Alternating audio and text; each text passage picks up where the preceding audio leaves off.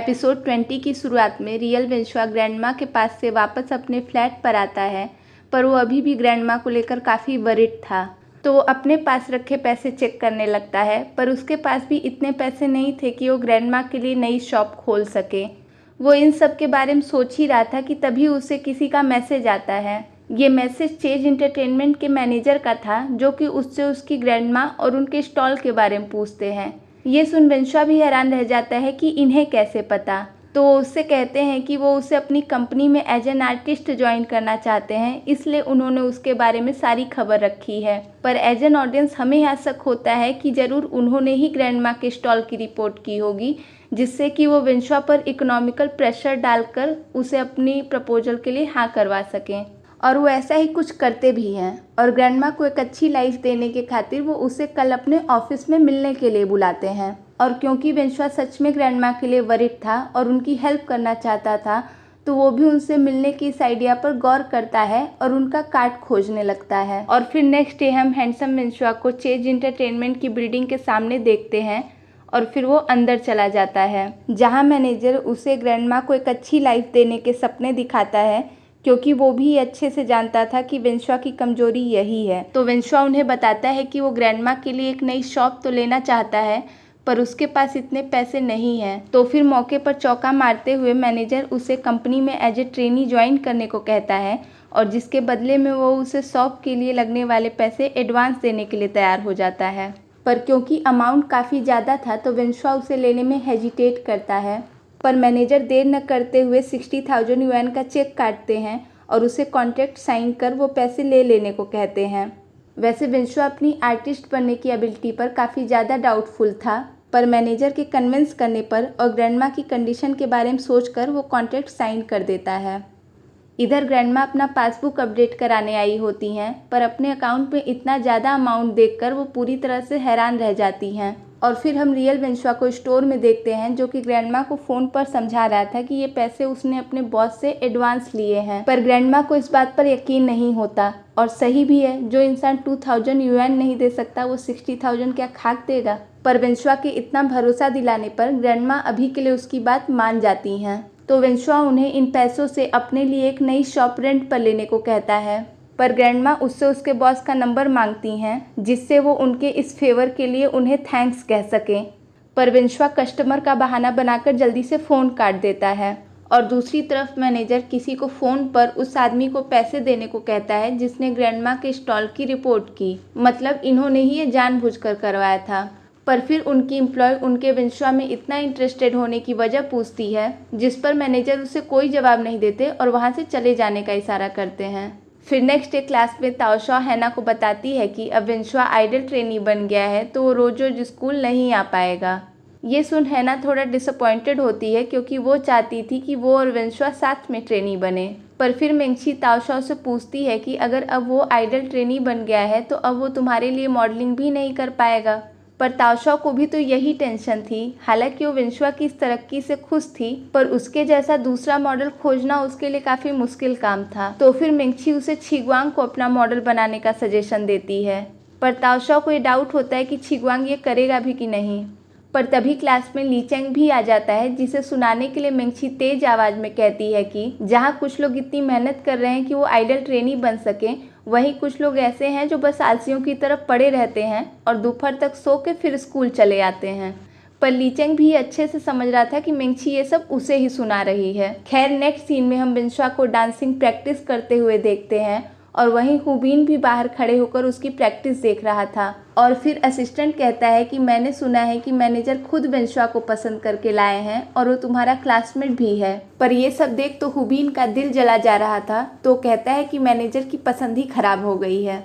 पर असिस्टेंट उसे रिमाइंड कराता है कि तुम्हें भी मैनेजर ने ही चुना था और आज तक उनकी पसंद कभी गलत साबित नहीं हुई, इसीलिए उन्हें इंडस्ट्री में गोल्डन हैंड और प्रोड्यूसिंग मशीन बुलाया जाता है। पर हुबीन को तो किसी भी हाल में खुद को वेंशुआ से बेस्ट प्रूफ करना था, तो वो आने वाले ड्रामा जिसमें वो मेल लीड का रोल करने वाला है उसके बारे में पूछता है, जिस पर असिस्टेंट उसे बताता है कि डायरेक्टर जियांग तुम्हारा पहले ऑडिशन लेंगे।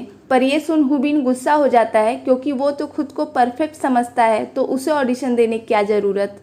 पर असिस्टेंट उसे बताता है कि ड्रामा में लीड रोल लेने के लिए केवल पॉपुलैरिटी ही नहीं बल्कि एक्टिंग भी अच्छी होनी चाहिए, और क्योंकि अभी भी तुम न्यू कमर ही हो और ये तुम्हारा पहला ड्रामा है तो डायरेक्टर जियांग तुम्हारी एक्टिंग स्किल्स चेक करना चाहते हैं। तो फिर अब हुबीन क्या ही कर सकता है, पर वो इन सब का बदला अपने फेमस होने के बाद लेने का डिसाइड करता है।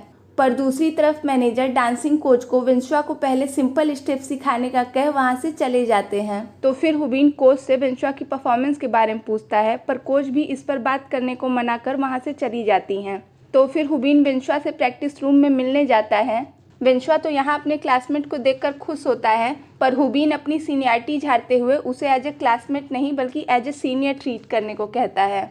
तो फिर भोला भाला विंशुआ ये मान भी जाता है और हुबीन को झुककर एज ए सीनियर ग्रीट करता है। पर हुबीन के नखरे अभी भी कम नहीं होते और वहाँ पानी गिराकर वो विंशुआ को साफ करने का कह वहाँ से चला जाता है। और बाकी के ट्रेनी भी विंशुआ को इम्पोर्टेंस नहीं देते।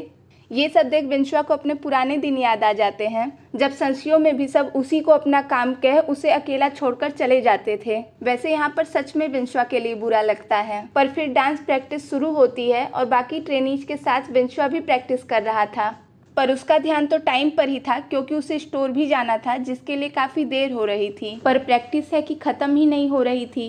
फिर नेक्स्ट सीन में ताओसा स्टोर आती है, पर वहाँ पर रियल विंशुआ की जगह छिगवांग को काम करता देख सरप्राइज्ड होती है। पर छिगवांग उसे बताता है कि रियल विंशुआ को किसी ज़रूरी काम से कहीं जाना पड़ा, इसलिए वो उसकी जगह पर 2 घंटे के लिए काम कर रहा है। पर तभी वहाँ एक कस्टमर आता है, पर क्योंकि छिगवांग ने अपनी लाइफ में भी ऐसा कोई काम नहीं किया था तो उसे कोई आइडिया ही नहीं था कि ये करना कैसे है। और जब कस्टमर बिलिंग करने के लिए छिगवांग को सामान देता है तो छिगवांग उल्टा उसी से दाम पूछता है। ये सुन तो कस्टमर भी चौंक जाता है, पर लकड़ी वहाँ पर ताओशा थी तो वो सब संभाल लेती है और कस्टमर के जाने के बाद छिगवांग से पूछती है कि तुम ऐसे काम संभालोगे। पर इसमें बेचारी छिगवांग की क्या गलती, विंशुआ की दोस्ती उससे जो न कराए सो कम। तो ताओशा से पूछता है कि तुम्हें सारे ही काम कैसे आते हैं, जिस पर ताओशा उसे कहती है कि तुम भी और मेहनत करोगे तो तुम्हें भी सब आ जाएगा।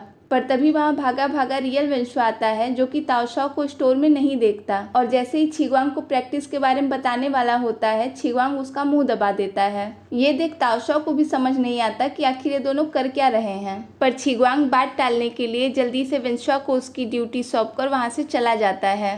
तो फिर रियल विंशुआ ताओशा से यहाँ आने की वजह पूछता है, जिस पर ताओशा उसे बताती है कि वो हैंडसम विंशुआ के बारे में पूछने आई थी क्योंकि उसने दिन भर से उसे नहीं देखा और वो उसे मिस कर रही है। पर अब रियल विंशुआ क्या ही बताए कि वो कब तक आएगा। तो फिर ताओशा वहीं बैठकर हैंडसम विंशुआ के आने का इंतजार करने लगती है। नेक्स्ट सीन में हम हैंडसम विंशुआ को मैनेजर के साथ देखते हैं, जो कि उसे आने वाले ड्रामा की स्क्रिप्ट देते हुए एक्टिंग की प्रैक्टिस करने को कहते हैं, जिस पर विंशुआ कहता है कि उसे डांसिंग और सिंगिंग भी नहीं आती, पर कम से कम वो एक बार ट्राई कर सकता था, पर एक्टिंग करने के बारे में तो सोच भी नहीं सकता। पर मैनेजर उसे मोटिवेट करते हुए कहते हैं कि तुम्हें अभी टैलेंट से ज़्यादा कॉन्फिडेंस की ज़रूरत है, और वैसे भी इस ड्रामा में लाइंस कम और एक्शन ज़्यादा है जो कि तुम्हारे लिए बेस्ट रहेगा।